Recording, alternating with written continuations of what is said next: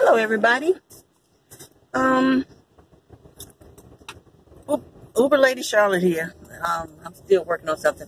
It was somewhat one of the subscribers said that maybe I should call it Simply Charlotte or Simply Lady Charlotte. I like that. I'm simply being me. Simply Lady Charlotte. That sounds pretty good. But that Boss Lady Charlotte's sticking out too. Anyway. So we're still working on the name. First, I wanted to tell you guys that before I go into the story, I wanted to tell you guys that Toya ATL, and the Atlanta crew, Terry Tips, I don't know who else is coming, but Toya is putting together a group visit, and they're going to come and see me, and we're going to hang out that weekend. So she's working on that, and I think it's going to be awesome. And thank you so much, Toya, for working on that. I'd love to see you guys. We can find somewhere to go. I can put on my black shiny pants, my twerking pants, my butt flat in them, but I got some shiny twerking pants. So, I guess I ain't gonna wear them nowhere else other than going out to the club. I ain't been in a while, but other out than dancing, because you really can't wear the tight shiny black pants to church or nothing. You know, you don't want to really wear that to the family cookout or nothing. That's kind of like overdressed, or you don't even know what you're doing with your tight, shiny black pants on. But anyway, some of y'all wanted to hear the glory train story about my sister and I, my sister Nene. So it starts like this. I think we were about, we lived over there. I had to be about 7 or 8, and Nene was about 5 or 6. And we lived over off of MacArthur Avenue in Charlotte, North Carolina. And my grandmother, she would make us go to church, but she would give us a choice sometimes. And we had to walk to church a lot of times, and it was a half-a-mile walk. My grandmother was a larger woman, but that didn't stop her from putting on her church clothes and walking to church. We walked slow because my grandmother was older, but she walked to church, and we walked with her. Because at the time, we didn't have transportation. Not when we walked this particular Sunday. And sometimes she would get a ride, but if she was going to church, she walked. She wasn't going to miss being in the house of the Lord for nobody. Well, as children, when you're in church, or if you have children, you notice that when they're in church, they really don't pay attention to the sermon.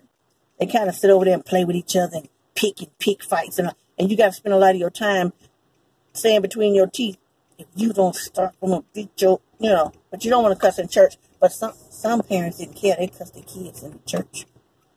You don't sit your ass down somewhere. Get to cleansing and talking through them teeth, acting like a ventriloquist. That's what they do. That's when you find out your parents are ventriloquists. They talk to them clenched teeth and can still hold a smile and nod to everybody while they're going off on you. It's like, well, dang, why is her face all contorted like that? But anyway, so my sister Nanny and I, we were playing around, and my grandma used to say, listen to the sermon sometime, you learn something. The Bible trying to teach you something, you're going to learn something good. It's going to help. Okay, well, now hold on a second. All right, so we didn't really pay attention. Most of the time, we didn't pay attention. Now, when the choir was singing, I would pay attention because I like the choir singing because they just throw down. So I pay attention to that. Plus, I knew some of the songs because my grandmother always listened to the gospel radio station at home. So I knew those songs when the choir was singing. Then after that, they lose me. Yeah, sister and I playing again. Cat fighting. Sometimes that mean usher, I ain't gonna forget her name. Her name was Mary. She was big. She was tall. Well, I guess to me she was tall, but that chick was taller than me. And she was dark skinned. And she was just mean. I don't think she had children at the time. Not the way she was doing us. Now, the thing is this. My sister and I playing around. Mary the usher, Big Mary, she see us. God rest her soul. She passed away a long time ago. She would see us playing around. It's like she stood in the back of the church and she just was like a cyborg, just looking for misbehaving children. Then she would sneak up on you in that white dress, them white gloves. Don't think them ushers can't pinch your tail in them white gloves. it's like them white gloves open up and give them a flap, and then they just reach through there with fingers on their damn teeth and just get you. They get you. So, I'm sorry, I thought I was about to see an accident. All right, so now, Nanny and I, we playing around. So, Big Mary done snuck up on us. She grabbed me by the meat. She grabbed me by my meat. She pinch and twisted. And then you can't haul out in church. And then when my grandma looked over there and seen that Big Mary had me all pinched up and grabbed up and twisted, tears rolling down my face, and she stopped. She looked at my grandma. She nodded. And then when she, ushered her way all back up the aisle, probably going to get some other unsuspecting children.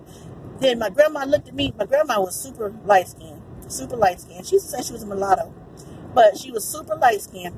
And when her nose got red, you were in for it. Okay, well, I stayed in the it. I did something all the time. I stayed in the it. All right? So, now, you done embarrassed her. My sister looking all wide-eyed. But everybody knew I was the beginner. I was the beginning of the crime. I was the one that started and started it off. It was me. It was always me. So, Nanny didn't get the pinch. I got that pinch from my grandma. That one, it just felt like somebody took a hot sword and just drove it. Just run it through your arm. Just run it through hot, flaming hot. That's how bad it burned. And you better not cry. You better not cry. You better not cry. Then now you can't cry because everybody looking. She ain't supposed to be beating on the kids in church. You're supposed to have love and compassion for them. But I wasn't listening because she told me to quit playing multiple times. But I didn't quit playing multiple times. I wanted to have fun. So now I'm sitting there, arm on fire. I just want you to cut it all the way off and throw it away. Just throw the whole thing away, as those say. I just don't even want it no more. You done busted all my vessels inside my arm. Both of y'all. I ain't got no more use for my arms. They don't work no more. So I caught a word from the preacher. And now I'm sitting there. I'm mad. But that didn't stop me from playing with Nene again. I started back playing.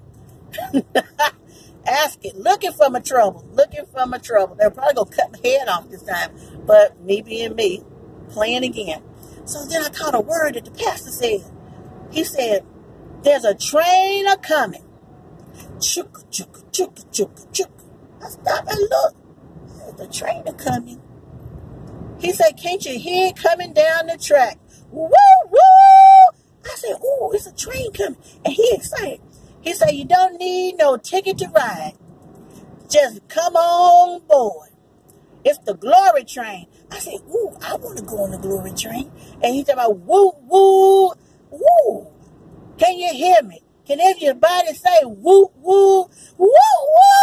I said, Nene, you hear the glory train coming? She said, I hear it, Kim. I said, I want to go. She said, I want to go too. Woo, woo. We just, woo, woo, the glory train. Every time that man would holler, he'd throw his shoulders back, throw his head up. Oh, woo, woo, woo. Oh, woo, woo. Glory train. Tell your neighbor, are you ready to come on board? Neighbor, are you ready? I'm ready. Nene, you ready? Nene said, I'm ready. I want to go. I bet there's going to be some candy on that train, too. I bet it is, Nene. I bet it is. She said, it probably is. Woo, woo, woo, woo, woo. To me, every time he was saying, woo, woo, it was like him hitting the bell at a boxing match. He just started fighting. He excited me so much, and I never forgot that lesson. If you live right, you can step on board the glory train. I'ma live right. Now I done got in trouble so many times right there. That day, that hour in church. I'ma live right, Nene. You gonna live right? I'ma live right, Kim. I'ma start living right today because I want to get on the glory train. Because you know Momo getting on the glory train. I'm gonna get on the train with Momo, and you gonna come. She's like, I'm coming. Woo, woo. We just, to this very day, me and Nene talk about that dang on glory train, and woo, woo. Can you hear it? Are you ready to step on board? We're going to live right. That's the only sermon, I remember as a kid is that one. But it made such an impression on me. Woo-woo. Getting on the glory train. Oh, that man that had me so excited that day. You couldn't hit me with a red apple. But anyway, I'm going to go concentrate on this traffic. I made another day at work. Things are great. Things are coming along great. My boss gave me a good talk. He's been encouraging me a lot lately. And Things are great. Things are great. All right, let me get from behind this dump truck, because you know how they spit them dang old rocks out, be done pop your windshield. I ain't got time for that. I got to get to my new job tomorrow. I ain't got time. I ain't got time. But the car's coming so fast. They're just so fast. Okay, well. Okay, I'll talk to you guys later. All right, bye.